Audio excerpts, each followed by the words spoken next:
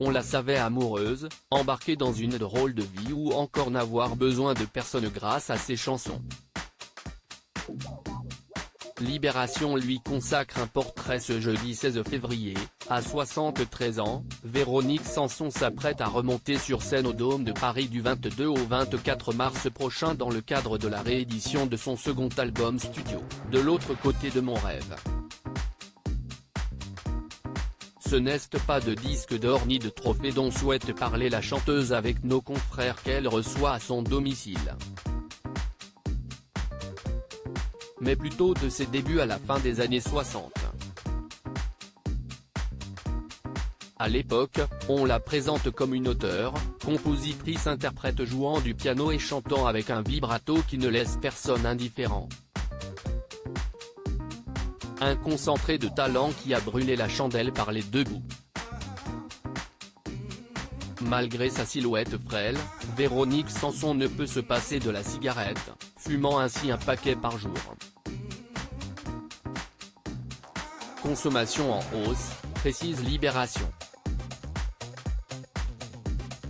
La chanteuse qui aime cuisiner comme une dingue explique, affaiblie, ne plus pouvoir avaler quoi que ce soit suite à ses derniers pépins de santé, faisant ici allusion à son cancer de la gorge qu'elle a réussi à vaincre. Elle évoque ainsi sans détour son ancienne addiction à la cocaïne mais aussi sa dépendance à l'alcool qui n'a pris un tour critique que sur le tard, vers la fin des années 90.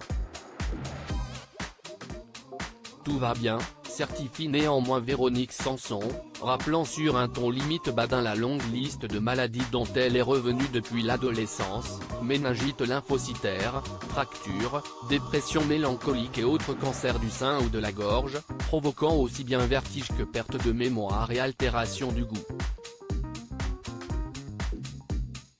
Ces tacles violents de Véronique Sanson n'a pas la langue dans sa poche quand on lui demande son avis sur la politique, la chanson et les médias.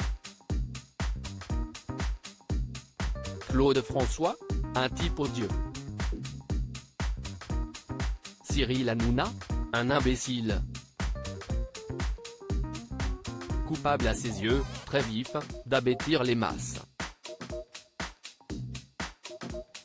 La chanteuse a aussi des mots très durs pour Anne Hidalgo à qui elle reproche d'enlaidir la ville, de Paris, et de freiner à tout prix la circulation automobile.